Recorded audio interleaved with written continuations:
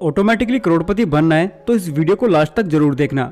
आज एक स्टोरी और कुछ रियल एग्जांपल्स के थ्रू हम अमीर बनने के वो सीक्रेट्स जानेंगे जो आपको किसी स्कूल या कॉलेज में कोई नहीं बताएगा, जो सिर्फ अमीर लोग जानते हैं। अमीर लोग जानते हैं ऑटोमेटिकली अमीर कैसे बना जाता है। चलो इसे एक स्टोरी के थ्रू जानते हैं। 3 बेस्ट फ्रेंड्स हैं जिनके नाम हैं आशीष, उत्सव और आकाश। ये तीनों आपस में सारी बातें शेयर किया करते हैं जैसा कि जनरली बेस्ट फ्रेंड्स किया करते हैं। तीनों की उम्र अभी 22 साल है और तीनों ही एक बहुत अच्छी कंपनी में जॉब करते हैं। आशीष के पिता एक स्टॉक ब्रोकर हैं, जिस वजह से आशीष के घर पर अक्सर स्टॉक मार्केट और इन्वेस्टमेंट पर बात चलती रहती है। जिस वजह से आशीष का इंटरेस्ट स्टॉक मार्केट में कुछ ज़्यादा ही था। वो अक्सर अपने पिता से स्टॉक मार्केट के बारे में कुछ ना कुछ सवाल पूछता रहता। आशीष के पिता को भी अब समझ आ चुका था कि उनके बेटे का इंटरेस्ट स्टॉक मार्केट में है, जिससे वे काफ़ी खुश भी थे और उनके पास स्टॉक मार्केट को लेकर जितनी भी नॉलेज थी उन्होंने आशीष को दे दी। आशीष अपनी इन्वेस्टिंग जर्नी स्टार्ट करने के लिए अब रेडी हो चुका था। आशीष को ये जरूरी लगा कि उसे अपनी ये नॉलेज अपने दोस्तों के साथ शेयर करनी चाहिए और इस आइडिया पर साथ मिलकर इम्प्लीमेंट करना चाहिए, जिससे मेरे फ्रेंड्स भी इन्वेस्टिंग की इम्पोर्टेंस को समझें और साथ ही अपने लिए वेल्थ क्रिएट कर सकें। इस सोच के साथ आशीष अपने दोस्तों के पास गया और उसने कहा, देखो भाई, मेरे पास एक रास्ता है जिससे हम जल्दी फाइनेंशियली फ्री हो सकते हैं। मैं तुम दोनों को भी उसके बारे में बताना चाहता हूँ और हमें अपनी फाइनेंशियल जर्नी आज ही शुरू कर देनी चाहिए ताकि हम जल्द से जल्द फाइनेंशियली फ्री हो सकें।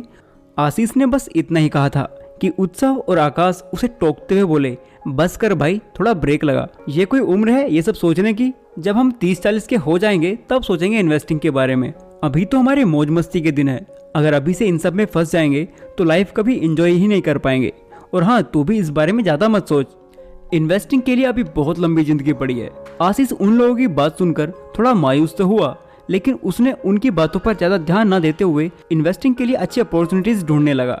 इन्वेस्टमेंट शुरू करने से पहले आशीष को 6 से 12 महीने के लिए इमरजेंसी फंड बनाना ज़्यादा सही लगा। अगर इन फ्यूचर उसकी कभी जॉब चली जाए या ऐसी कोई सिचुएशन आ जाए तो वो 6 से 12 महीने इस इमरजेंसी फंड पर सरवाइव कर सकता है। आशीष ने सबसे पहले ऐसा ही एक फंड तैयार किया जिससे अगर कोई इमरजेंसी आती है तो उसकी इन्वेस्टिंग जर्नी में कोई रुकावट ना आए।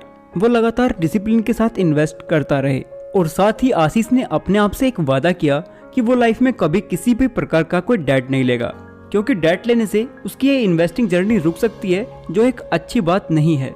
अपने पिता से मिली नॉलेज और अपनी रिसर्च के बेस पर आशीष ने डिसाइड किया कि वो इंडेक्स फंड में SIP के थ्रू इन्वेस्ट करेगा, जिसके लिए उसने पे योर सेल्फ फर्स्ट कॉन्सेप्ट अपनाया। यानी जैसे ही उसको 30,000 रुपीज़ की सैलरी मिलती, उसका 20% यानी 6,000 रुपीज़ ऑटोमेटिकली इन्वेस्ट हो जाता। अब अगर उसका मन भी करता कि चलो इस महीने SIP स्किप कर देता हूँ, तो वह ऐसा चाह कर भी नहीं कर सकता था, क्योंकि सैलरी आते ही सबसे पहले 6,000 रुपीज़ ऑटोमेटिकली इन्वेस्ट होंगे, जिससे आशीष डिसिप्लिन के साथ इन्वेस्ट कर पा रहा है और साथ ही इस डिसिप्लिन के चलते उसने अपने सारे फिजूल खर्च बंद कर दिए हैं।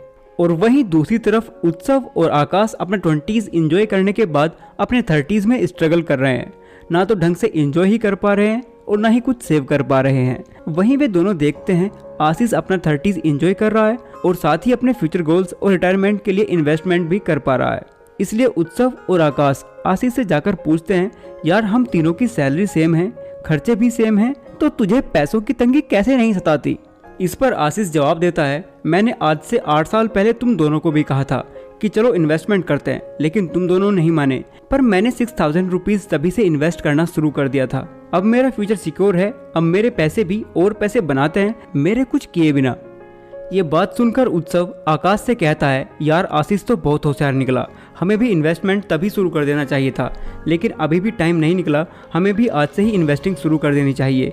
उत्सव की ये बात सुनकर आकाश कहता है, यार मुझे नहीं लगता ये सब सही है। एक तो स्टॉक मार्केट बहुत ज़्यादा रिस्की है, दूसरा आशीष ने आज से 8 साल पहले शुरू किया था, वो सही समय था और आज टाइम सही नहीं है, अब मौका हाथ से निकल चुका है। आकाश ने इस बार भी इन्वेस्टमेंट के आइडिया से मना कर दिया, लेकिन उत्सव ने कहा, मैं तो जरूर करूंगा, वो भी आशीष से 2 गुना। उत्सव ने भी अपने 30 साल की उम्र में 12,000 रुपए की SIP हर महीने इंडेक्स फंड में अपने फ्यूचर गोल्स और रिटायरमेंट के लिए इन्वेस्ट करना स्टार्ट कर दिया। शुरुआत में उत्सव को कम पैसों में गुजारा करने में बहुत तकलीफ हुई, फिर धीरे धीरे उसमें एक डिसिप्लिन बिल्ड हुआ, जिससे अब उसने अपने सारे फिजूल खर्च बंद कर दिए। धीरे धीरे वक्त गुजरा, वो तीनों अब 40 के हो चुके थे। आशीष और उत्सव अब टेंशन फ्री रहते हैं उन्हें अपने फ्यूचर को लेकर कोई टेंशन नहीं होती, जबकि आकाश को अपने फ्यूचर को लेकर चिंता सताने लगी है।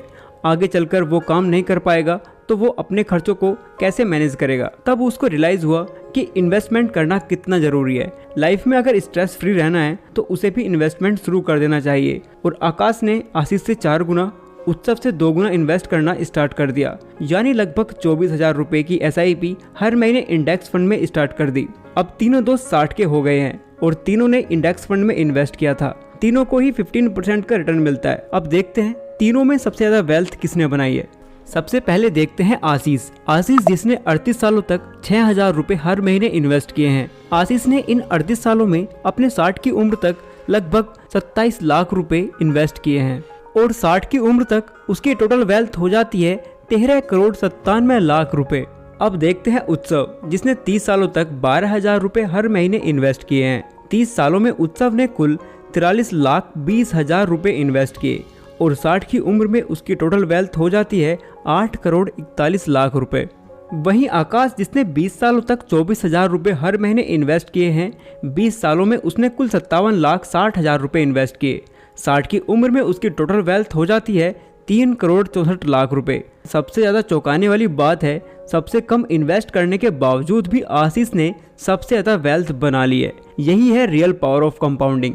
जितना ज़्यादा टाइम कंपाउंडिंग की पावर को मिलता है, ये उतनी ज़्यादा स्ट्रॉन्ग होती चली जाती है।